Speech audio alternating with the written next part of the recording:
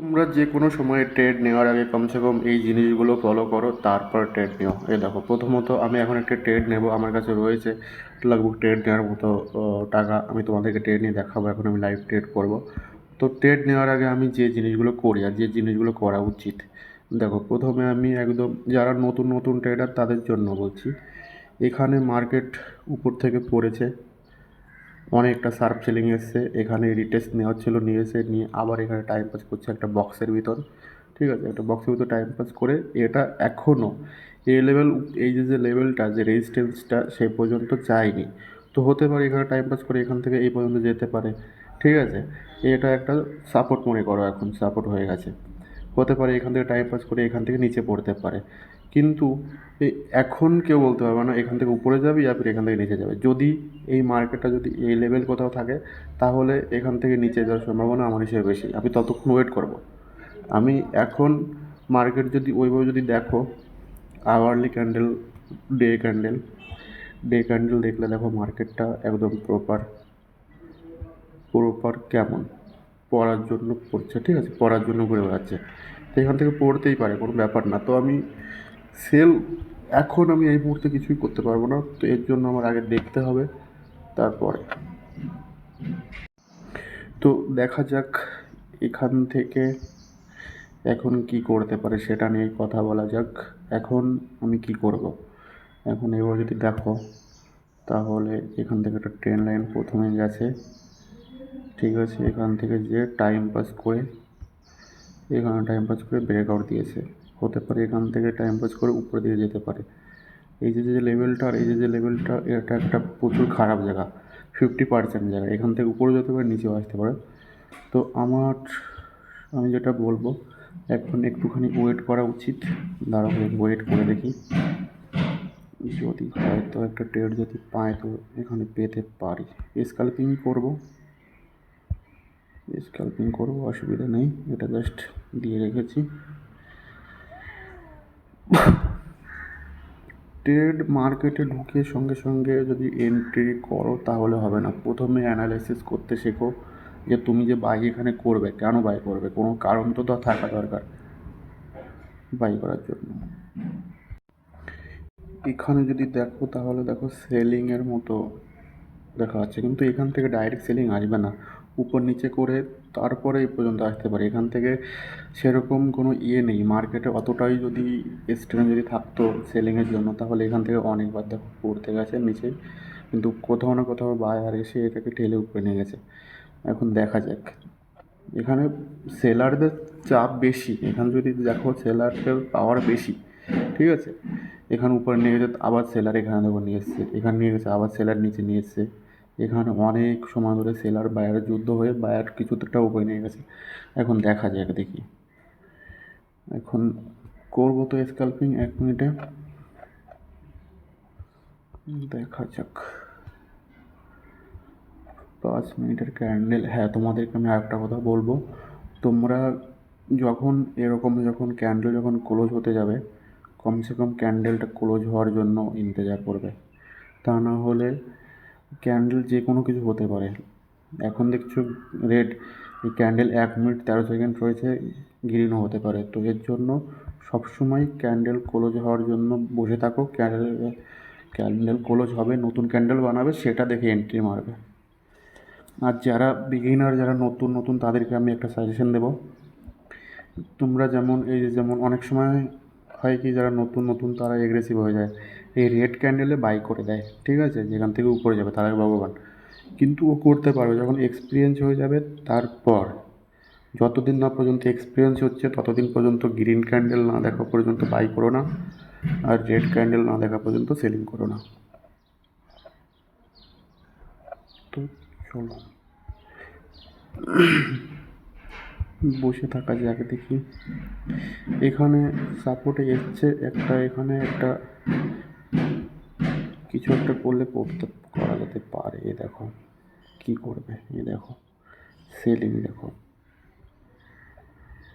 দেখো sharp selling দেখেছো, ক্যান্ডেলের size দেখো শুধু, দেখা যাক কোন পর্যন্ত আসে। আমাদের কাজ শুধু ইন্তজার করা, যে ইন্তজার করে বসে থাকবে মার্কেটে তাকে অটোমেটিক টাকা দিয়ে যাবে, ট্রেড সাহায্যে বানিয়ে দেবে। এ দেখো কেমন ভলিডিটি, শুধু ভলিডিটি দেখো কেমন উপর নিচে করছে। এখানে তুমি বাই করলেও স্টপ লস যাবে, সেল করলেও স্টপ লস যাবে। তুমি বসে থাকা যাক, তোমাকে দেখাচ্ছি, দাঁড়াও ইন্তজার করি। এ দেখো কেমন, তোমরা তো দেখতেই তো পাচ্ছ মার্কেটে দেখো কী অবস্থা। নিচে এসে ওরে বাবা, বাবা, আরে বাবা, এটা প্রচুর। এখানে বায়ার তাগর দেখো কী করে ঠেলে উপরে নিয়ে গেল, প্রচুর। এখন মনে হচ্ছে একটা এখানে স্টপ লস আমি এখানে সেট করবো কী করে, যদি 0.02-তে যদি দেয় তাহলে 46, তাহলে স্টপ লস কোথায় যাবে, $8। ধরো ওই ক্যান্ডেলটা দেখা যাক, তারপরে $8 একটা স্টপ লস, না 23, চলো এরপরে তাহলে $4 একটা স্টপ লস নিয়ে যাবে। 35 আছে, $35, $3 ভিতরে এখান থেকে যদি যায় তাহলে এটা দেখো। এখানে একটা ভাবার বিষয়, আমি এই উপরে বাই করবো না, এই উপরে বাই করবো না। এই যে ক্যান্ডেলটা, এই ক্যান্ডেলটা আর একটু যখন নিচে আসবে, অর্ধেকের একটু বেশি উপরে আসবে, তখন আমি এখানে বাই করবো। তা না হলে নেওয়ার সঙ্গে সঙ্গে আমার এখানে লস দেখাবে। ঠিক আছে, তোমাদেরকে আমি দেখিয়ে দেখছি। ধরো এটা নিচে আসুক, আদেও এটা উপরে যাবে কি না যাবে কোনো ইয়ে নেই, দেখা যাক।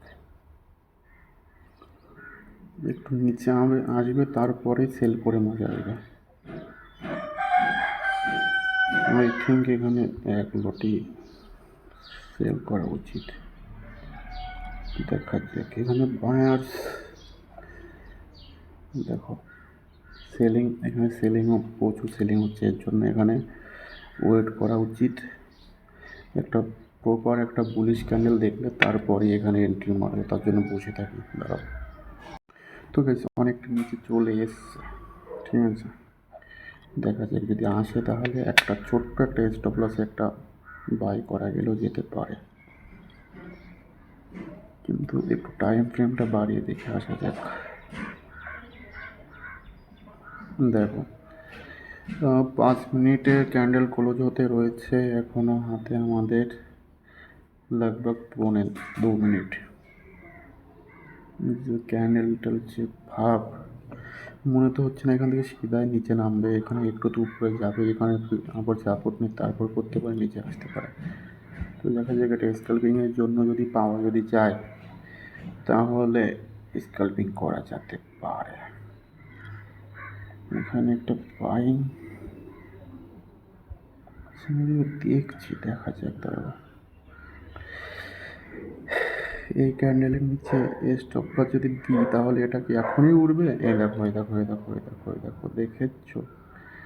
কিন্তু এখানে আমি সেলও করতে পারছি না, এখানে আমি ডাইরেক্ট সেলও করতে পারছি না। কারণ কি, এখানে তোমাদেরকে আমি বলছি, এখানে যদি সেল করি কতটুকু নিচে নামবে, এখান থেকে উপরে যেতেই হবে। কিন্তু হ্যাঁ, ব্যাপার হচ্ছে আমি এন্ট্রি নেওয়ার পরে যাবে কি না সেটা অনেক মাইনে রাখবে। কারণ কি, এখানে তো বায়ার তো রয়েছে, সিধা এভাবে কী করে ঠেলে নেওয়া যাবে, একটু তো উপরে তো যাবেই। তো এর জন্য এখানে আমি একটু বাই করব, আর যদি সিধা যদি নিচে যদি চলে আসে তাহলে তো কিছু করার নেই। দেখা যাক।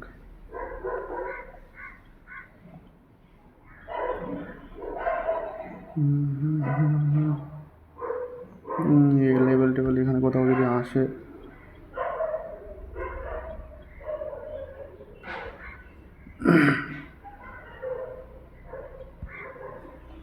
দেখো এখান থেকে ঘুরবে কি কোথা দিয়ে ঘুরবে জানি না, তবে ক্যান্ডেলটা ক্লোজ হচ্ছে।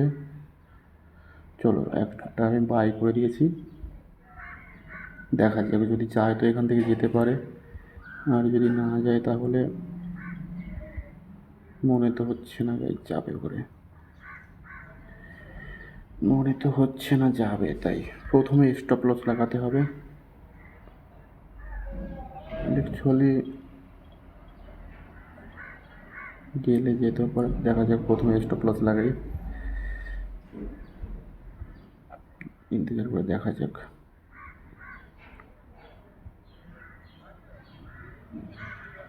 এখন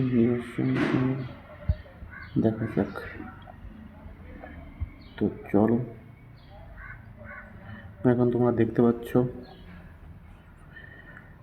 কোথা থেকে মার্কেট ঘুরে এসছে, কোনো গ্যারান্টি নাই গাইস। কোনো তো গ্যারান্টি তো দেখতে পাচ্ছি না, কুচবি করতে পারে এখান থেকে। তো এখন তো আপাতত প্রফিটে তো রয়েছি, দেখা যাক। মার্কেটে যতটা চলছে, কোনো কিছু বুঝতে পারছি না। আমার তো মনে হয় মার্কেটের ভাব বেশ ভালো তো দেখছি না। দেখো, এত বড় এখন স্টপ লস দেওয়া ঠিক হবে না।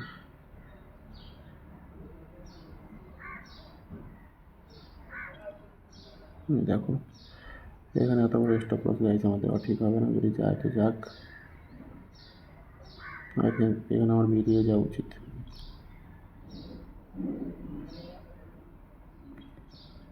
দেখা যাক, দেখি কী হয়।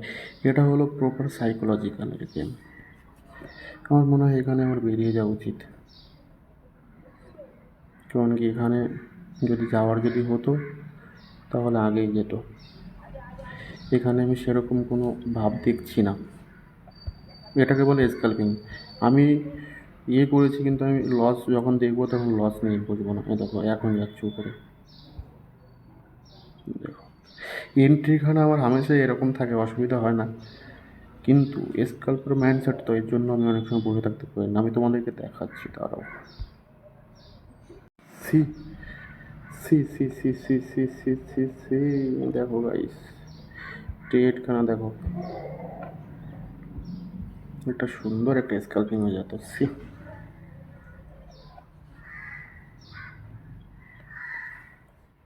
कोई बात नहीं, বুঝে থাকা যায়।